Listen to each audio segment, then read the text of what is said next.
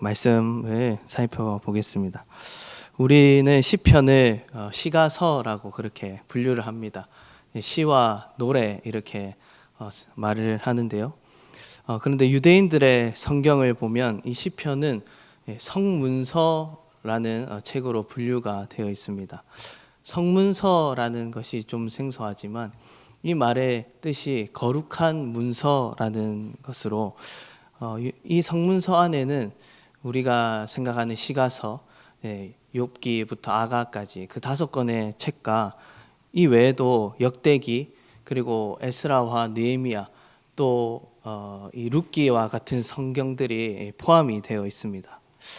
유대인들이 보는 이 구약 성경은 유대인들은 구약 성경이라고 하면 굉장히 기분을 나빠합니다. 그들에게는 신약이 없기 때문에 그들이 보는 성경, 이 구약과 현재 우리가 읽고 있는 이 구약 성경은 그 형식과 내용에 있어서는 조금도 다른 것이 하나도 없지만 다만 순서와 배열의 차이가 있습니다.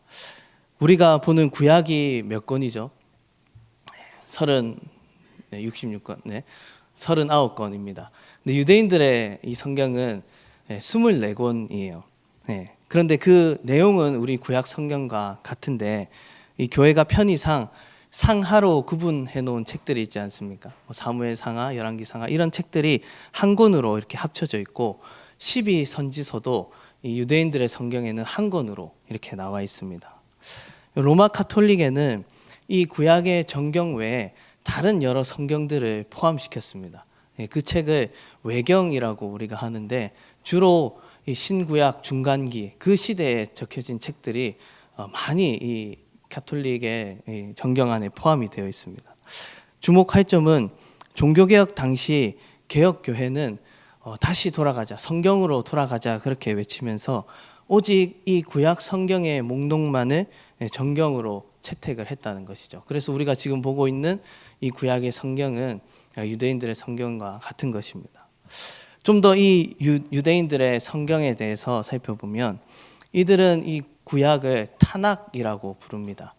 타낙은 토라라고 하는 이 모세 오경이죠. 율법서와 그리고 나비임이라고 하는 선지서와 그리고 성문서, 케투빔 이 세 가지의 아끄자를 딴 단어인데 이 타낙은 말씀드렸듯이 우리가 있는 성경과 내용상의 차이는 없지만 순서와 배열의 차이가 있다고 했습니다. 그럼 우리는 구약을 어떻게 구분을 할까요? 우리는 4가지로 이렇게 분류를 하죠. 모세오경과 그리고 그 다음에 나오는 책을 역사서라고 하죠. 그 다음에는 시가서가 나오고 마지막에 이 선지서가 나옵니다. 그런데 유대인들의 성경은 토라 다음에 시가서나 성문서가 나오는 것이 아니라 바로 나빔, 선지서가 나와요. 그리고 성문서로 끝이 납니다. 예수님이 이것을 말씀하셨어요.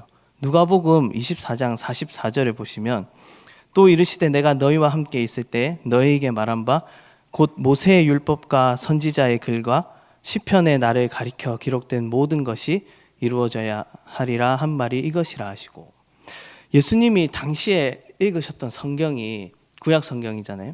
그 성경의 순서가 어떻게 되어 있습니까? 이 말씀을 다시 보시면 모세의 율법과 토라죠. 그리고 선지자의 글, 나빔, 선지서입니다. 그리고 시편, 케투빔이죠. 그래서 율법서, 선지서, 성문서 이 순서로 이렇게 말씀을 하셨어요. 근데 여기에 숨겨진 의미가 있습니다. 유대인들이 과연 무엇을 믿는가? 오늘날까지도 이 유대인들은 무엇을 믿고 있는가? 이들의 성경의 배열을 보면 이들이 무엇을 추구하는지 알 수가 있습니다. 유대인들은 하나님이 율법을 주셨다 그렇게 생각하죠. 모세오경을 우리들에게 특별히 주셨다 하고 토라를 믿습니다. 그 다음에 선지서가 나오죠. 선지서는 어떤 내용들입니까? 하나님께 우리가 율법을 받았는데 그 율법을 지키지 못했던 그 역사들이, 그 선지자들의 말들이 기록되어 있지 않습니까?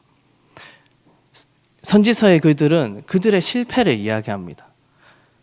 그리고 이제 이렇게 큰 실패를 경험한 우리, 율법을 지키지 못했고 하나님께 신실하지 못하여서 징계를 받은 우리는 이제 어디로 나아가야 합니까? 어디로 나아가야 어떻게 해야 하는가? 개인의 경건과 또 신앙을 담고 있는 성문서로 나아가며 성경이 마무리되고 있어요. 정리를 하면 우리 선조들은 이렇게 토라를 받았다. 모세오경을 받았고 하나님의 언약을 받았다. 특별한 이 언약 백성이다. 그런데 이것을 받고도 우리 조상들은 어떻게? 거듭 범죄하고 하나님을 대적하고 하나님을 떠났다.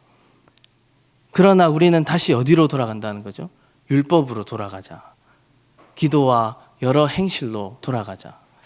이것이 유대인들의 신앙관이에요. 그래서 유대교를 율법의 종교, 행위의 종교라고 말하기도 합니다. 이슬람교와도 굉장히 비슷한 부분들이 많이 있어요. 이슬람교는 주후 700년경에 무함마드라고 하는 예언자를 통해서 구약 성경을 토대로 생긴 어떻게 보면 신종 종교입니다. 근데 이들도 유대인들과 별로 차이 나는 게 없다고 합니다.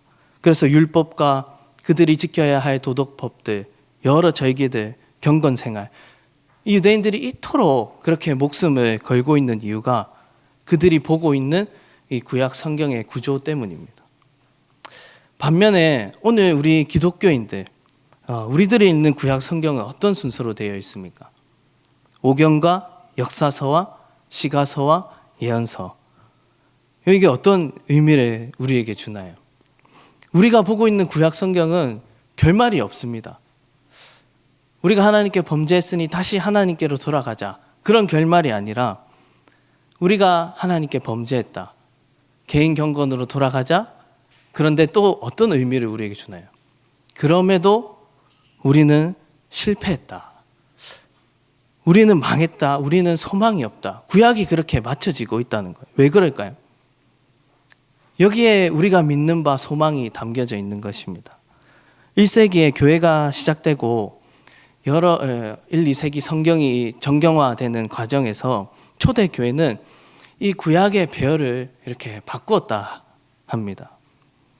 우리가 있는 구약은 역사의 실패로 어쩌면 끝이 나고 있어요. 경건이 중요하나, 하나님께 나아가는 기도 생활이 너무나 중요하나, 그러나 그것조차 우리를 스스로 구원에 이르게 할 수 없고, 하나님을 찾고 예배하는 것이 너무나 중요하지만 그럼에도 그것이 우리 인간의 한계, 우리의 죄를 이기지 못하고 우리가 하나님께로 나아가지 못하도록 한다. 율법과 또 다른 경건 생활이 우리를 구원하지 못한다. 그리고 무엇을 이야기하고자 합니까? 구약 성경의 제일 마지막 권이 말라기죠. 말라기가 어떻게 선포하고 있죠? 보라, 내가 내 사자를 보내리니 그가 내 앞에서 길을 준비할 것이요 곧 너희가 사모하는 바 언약의 사자가 임하실 것이라. 누구를 소망하게 합니까? 네, 오실 메시아, 기름 부음 받은 그 구원자를 바라보게 하고 있다는 거죠.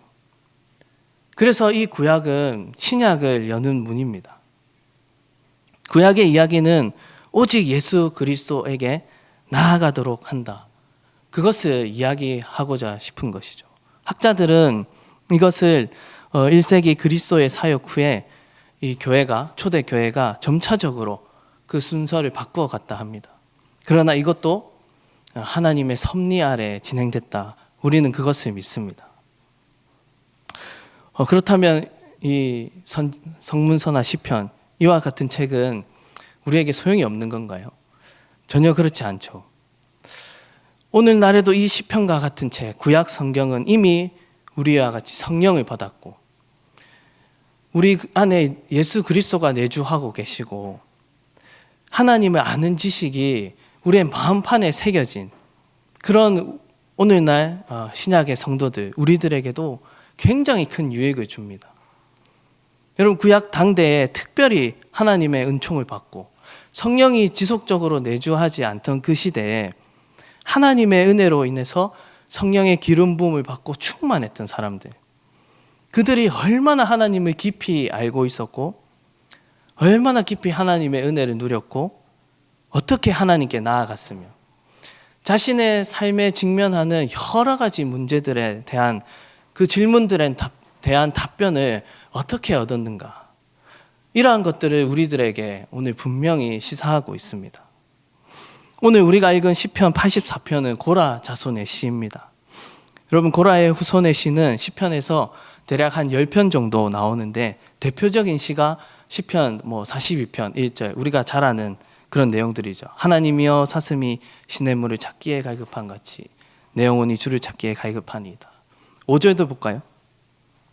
내 영혼아 내가 어찌 낙심하며 어찌하여 내 속에서 불안해하는가. 너는 하나님께 소망을 두라. 그가 나타나 도우심으로 말미암아 내가 여전히 찬송하리로다. 우리가 사랑하는 시편이지 않습니까? 이 시를 고라 자손들이 기록하였습니다. 또 다른 여러 은혜로운 시들이 있지만, 그런데 주목할 것은 이 고라가 누구입니까? 고라는 모세의 사촌인데 그는 민수기 16장에 보면 광야에서 다단과 아비람과 또 온과 함께 이렇게 무리를 형성해서 모세에게 어떻게 하죠? 반역을 행합니다. 그 결과로 어떻게 됩니까? 땅이 갈라지고 불이 내려서 250명의 사람들이 그 자리에서 불에 타고 땅이 갈라지는 틈에 빠지는, 즉사하는 그런 일들이 일어나요. 그런데 이 일의 주동자가 누구였다는 거죠? 고라였다는 거예요. 이 고라는 그렇게 하나님을 대적한 사람이었습니다. 그런데 그 중에 고라의 세 아들이 살아남아서 역대상의 기록에 의하면 후대에 어떻게 됩니까? 그들이 성전의 문지기로, 그리고 하나님을 찬송하는 자로, 그리고 성전에서 요리하는 요리사로 하나님을 섬기게 됩니다. 그리고 놀라운 것은 역대상 6장에 참조하면 우리가 잘 아는 선지자 사무엘이 고라의 자손이었다라는 것을 우리가 알 수 있어요. 역대상 6장 33절에 보면 중간에 그앗의 자손은 자손 중에 헤만은 찬송하는 자라. 그는 요엘의 아들이요 요엘은 사무엘의 아들이요, 그렇게 얘기하죠. 여기서 그핫이 고핫이라고도 할 수 있는데, 고핫은 이 고라의 할아버지입니다. 이 말씀을 보면서 하나님은 이처럼 자신에 대하여 반역을 행하고 끝까지 그렇게 불의한 길을 걸어간 이들에게도 어떻게 자비와 은혜를 베푸시는 분이시다 하는 것을 알 수 있습니다. 하나님은 맹렬한 진노 가운데서도 긍휼을 잊지 않으시는 분이십니다. 완전히 파멸되거나 진멸하지 않으시고 그 중에서도 은혜를 입도록 하시는 자들, 이것을 다윗은 시편 32편에서 허물이 사함을 받고 자신의 죄가 가려진 자는 복이 있도다, 그렇게 말하였어요. 만약 하나님께서 우리가 지은 죄대로, 우리가 악을 행한 대로 갚기만 하셨다면 우리는 아무도 하나님 앞에 설 자가 없습니다. 그런데 그렇게 죄를 지으며 악을 행하며 하나님께 반역을 행하였음에도 하나님의 크신 그 은혜와 풍성하신 긍휼과 그 자비하심이 우리의 모든 허물과 죄를 가리셨기 때문에 우리도 똑같이 다 고라와 같은데 우리는 그 놀라운 하나님의 은혜를 받은 것입니다. 이 사실이 여러분 우리에게 너무나 새롭지 않습니까? 우리는 갚을 수 없는 은혜를 받은 자들입니다. 우리는 하나님 앞에 아무것도 자랑할 것이 없습니다. 아무리 위대한 일, 대단한 일을 했다 할지라도 사실 하나님은 우리 속에 이면에 숨겨진 그 악하고 추악한 죄의 본성들을 다 알고 계십니다. 하나님 그것을 다 아시면서도 지워버리시고 우리의 과거는 다 씻으시고 하나님이 잊어버리시고 우리를 은혜의 자리 그리고 사랑받는 자리에 두셨다는 겁니다. 그래서 우리는 모든 영광을 전심으로 하나님께 돌려야 할 것입니다. 요한계시록을 보면요, 7장에 이 천상의 회의의 장면이 나옵니다. 그 중에 이제 장로들이 앉아서 저기 흰 옷을 입은 자들을 향해 저자들이 누구냐 이런 질문을 할 때 그 중에 천사 중에 한 천사가 그 성도들을 보며 이렇게 이야기를 합니다. 이들은 어린 양의 피에 그 옷을 씻어 희게 한 자들이다, 그렇게 표현을 해요. 그리고 요한계시록 19장에서도 보면 이 어린 양과 교회 혼인잔치 속에 계시록 19장 8절을 한번 봅시다. 그에게 빛나고 깨끗한 세마포 옷을 입도록 허락하셨으니 이 세마포 옷은 성도들의 옳은 행실이로다. 이렇게 말씀하고 있습니다. 누가 우리에게 그 흰옷과 이 거룩한 세마포 옷을 입도록 하셨습니까? 우리의 행실이 그 옷을 입었습니까? 고라와 같은 우리들에게 하나님의 그 말로 다 할 수 없는 은혜와 그 긍휼과 자비하심으로, 그의 측량할 수 없는 사랑으로, 그 은혜로 하나님이 다니엘에게 너 하나님께 은총을 받은 사람아, 우리를 그렇게 불러주신 것 아닙니까? 여러분, 이 시간에 이 은혜의 감격이 우리 안에 다시 기억되어지고 회복되기를 소망합니다. 그 하나님의 크신 사랑과 이 갚을 수 없는 은혜가 이 시간 우리 안에 부어지기를 예수님의 이름으로 축원합니다. 고라 자손의 시편 중에서도 84편은 단연 또 가장 아름다운 시입니다. 여러분, 오늘 1절 말씀을 보십시오.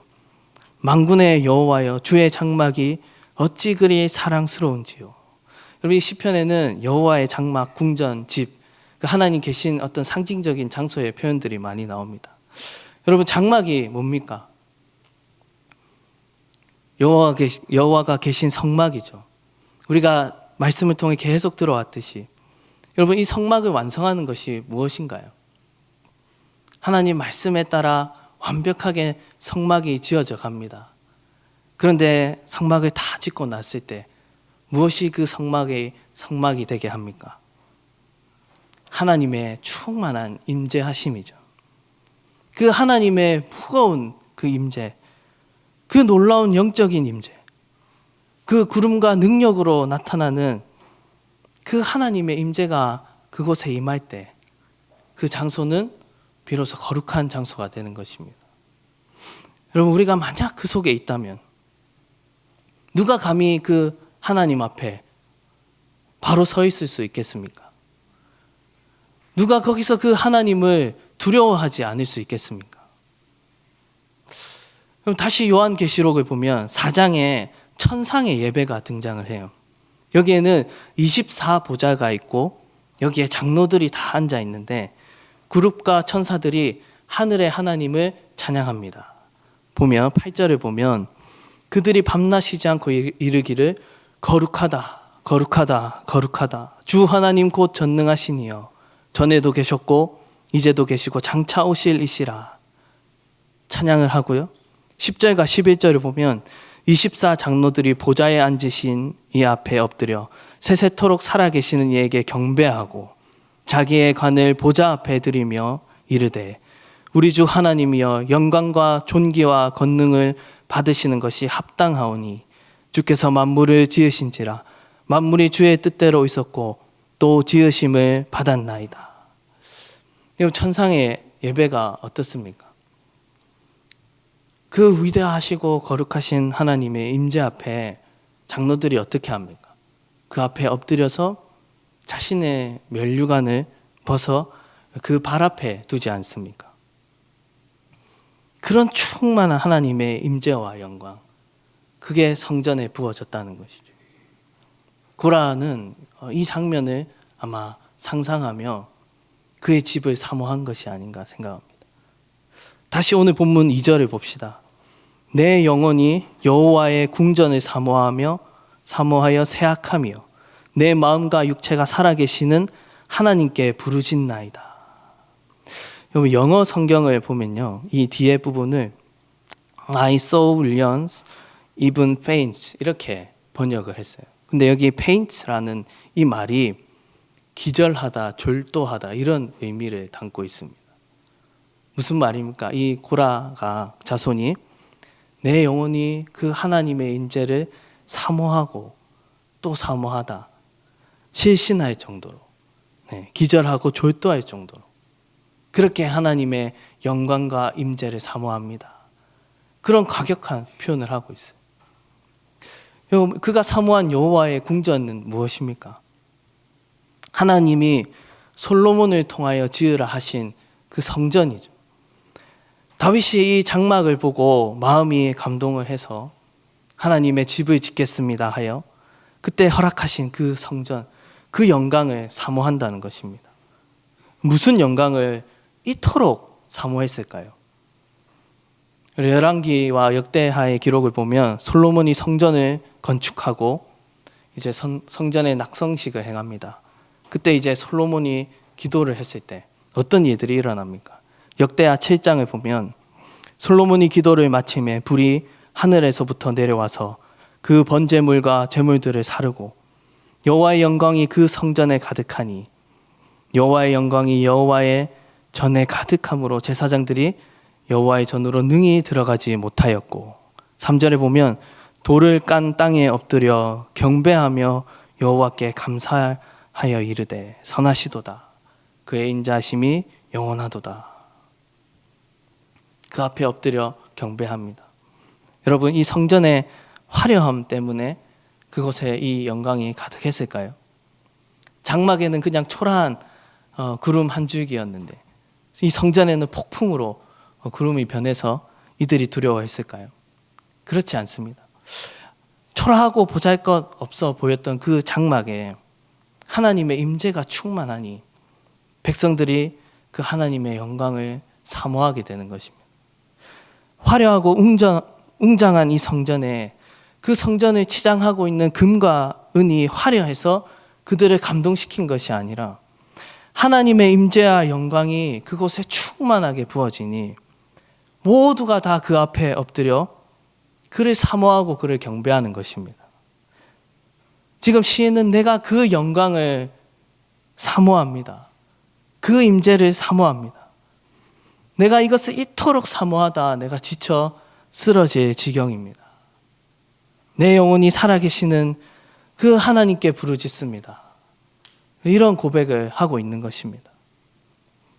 4절과 5절을 봅시다. 주의 집에 사는 자들은 복이 있나니 그들이 항상 주를 찬송하리이다. 주께 힘을 얻고 그 마음에 시온의 대로가 있는 자는 복이 있나이다. 시온의 대로가 뭡니까? 예루살렘 성으로 산으로 향하는 길을 말합니다. 그리고 이것을 다른 표현으로 거룩한 하나님의 성, 그 하나님께로 나아가는 길을 시온의 대로라고 하는 것입니다. 간절히 주의 임재와 그가 임한 이 성전을 사모하고 사랑하는 마음으로 나아가는 그 사람, 그가 하나님께 부르짖으며 그를 찾고 그에게 나아가는 그 길이, 그 시온의 대로가 복되다. 항상 내 마음은 그곳을 향해 나아갑니다. 그런 고백입니다. 6절을 좀 더 살펴보고 싶지만 마지막으로 우리 한 구절만 더 보겠습니다. 우리 10절의 말씀은 같이 한번 읽어봅시다. 주의 궁전에서의 한 날이 다른 곳에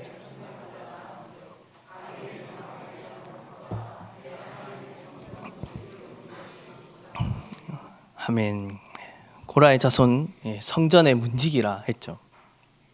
근데 그가 하나님의 성전을 지키는, 성전 밖에서 문을 지키는 그 문지기로 살면서 그는 그 성전 안에 그 하나님의 충만한 임재와 영광을 어떻게 사모했다는 겁니다.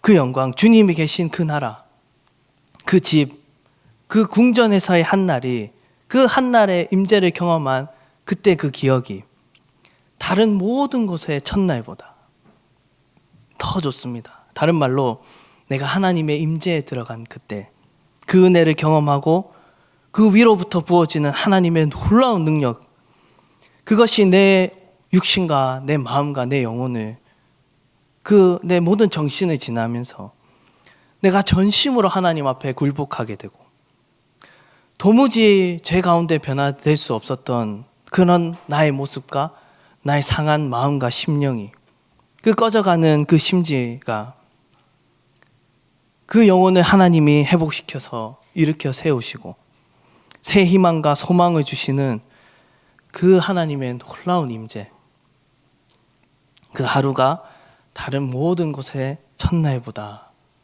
내가 그 영광을 사모합니다.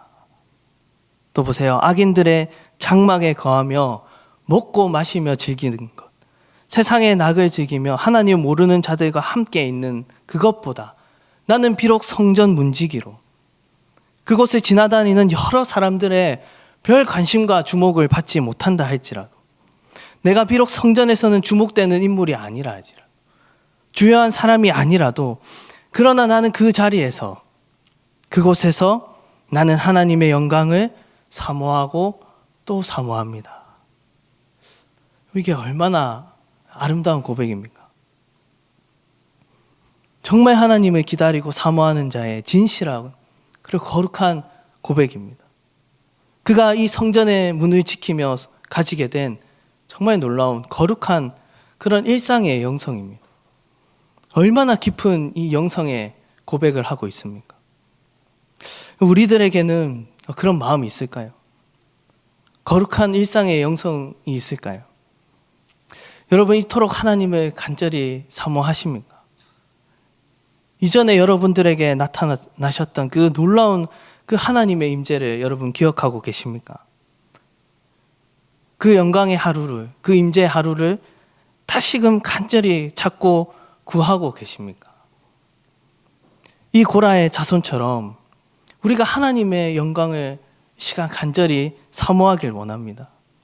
우리에게 행하신 그 놀라운 은혜, 우리에게 부어주신 그 거룩하고 무거운 임재, 그 하나님을 온몸으로 우리가 경험한 그 순간, 우리의 육신과 영혼이 쇠할 만큼 하나님을 부르짖고 찾았던 그때 하나님께서 오늘 우리 모두에게 그 놀라운 그 하나님의 임재의 능력을 다시금 기억하게 하시고 한 번 더 우리에게 그런 일들을 행하시기를, 그래서 우리의 죽어있는 그 영혼과 심령들이 살아나고 좀 우리의 영혼에 부흥이 일어나고 죽은 우리의 영혼들이 살아나서 그 하나님의 영광을 찬양하고 경배하고 그를 높이고 그를 전파하는 그런 은혜가 우리 모두에게 있기를 예수님의 이름으로 축원합니다.